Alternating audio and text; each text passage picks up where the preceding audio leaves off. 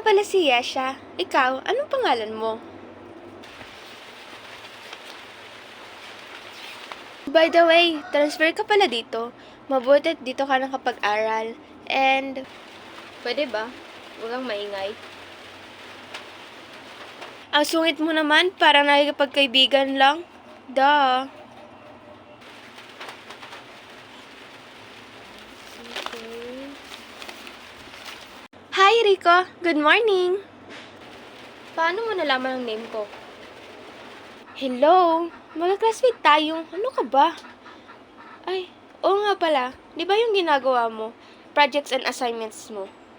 Oo nga. Madami nga eh. Bakit kasi na-late ka nakapag-transfer? Yan tuloy, tumambakla ng assignments at projects mo. If you don't mind, pwede kitang tulungan. Ay, hindi. Madali ka lang palang kausap eh. Kung mag-alala, bukas tapos na agad to. Bye! Hi, Mr. Sungit. Ito na yung pinapagawa mo. Bakit? Nagsabi ba ako na, shh. Alam kong nahihiya ka. Kaya ako na nag-offer sa'yo. Sige na, balik mo na ako nun ha. Bye! Baliw na ata yung bae na yun. So, Mr. Sungit, ito lahat ang kailangan mong gawin. Yesha? Tinawag mo ko Yesha? Pwede mo ulitin? Yesha. Tinawag niya na talaga ako sa pangalan ko. Oh my gosh! Oh my God! I'm serious. Oh, bakit? May problema? Bakit mo ba ako tinutulungan? Ano ka ba? Sadyang gusto ko lang talaga tumulong, okay?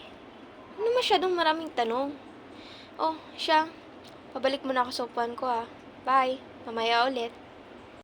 Hoy, ikaw. Pwede ba? Iwas-iwasan mo si Yesha.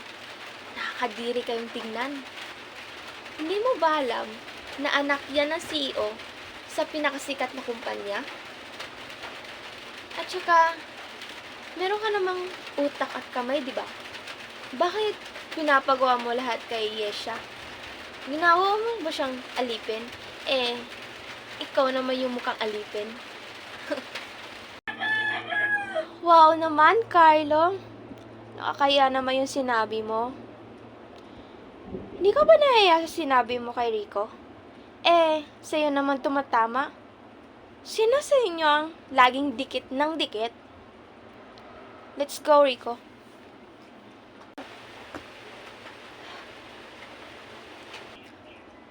Bakit ka huminto, Rico? Please, Yesha. Iwasan mo na ako. Bakit, Rico? Dahil ba sa sinabi ni Carlo? Hindi naman sa ganun, Yesha. Tandaan mo. Mahirap ako, mayaman ka.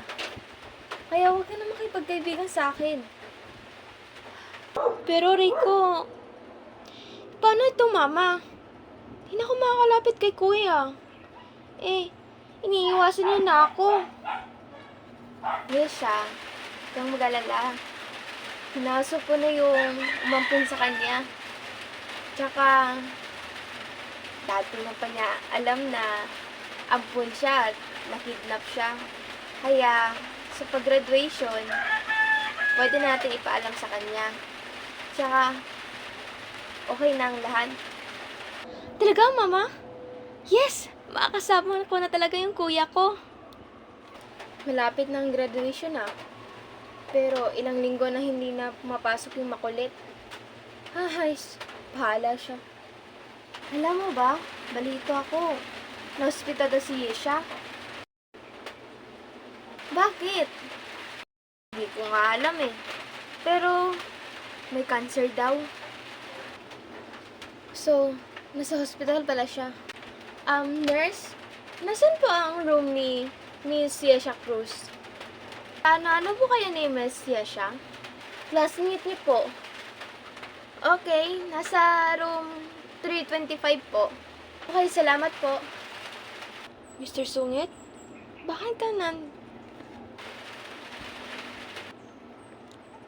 Kaya pala lagi kang absent kasi nasa hospital ka at may cancer ka. Kasi ako pumunta ka dito. Miss mo ako, no? Oy, hindi niya ako matiis. Nangaasar ka pa talaga? Na? Oo nga pala, Rico. Meron kaming pagtatapat sa'yo. Alam ko na alam mo na ampun ka lang ang nag-alaga sa'yo ngayon. Huwag mo sabihin, yes, Rico, you are my son. Anak ka ng CEO. Alam ko nag-aalala ka, baka hindi ko matanggap agad.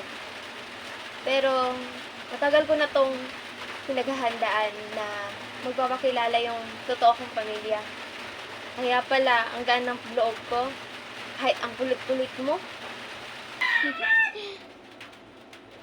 Aray, ang sakit ng ulo ko. Sige po. No, kailangan kami ng kapatid ko. Kuya. Lumaban ka, ha? Hi, Mama. Basta ka na dyan. I'm so happy na nakasama kita kahit ilang buwan lang. Maaksidente ka kasi. Yung sinakyan mong kotse. Pero, alam mo ba, Mama? Hindi na maalat magluto siya siya. Hoy, Kuya. Grabe ka naman. Totoo naman eh. Sa una lang yon. Pero ngayon, hindi na. Tara na mga anak. Umuwi na tayo. Sige po, Pa. Opo, Pa. Tara na, Yasha. Tara na.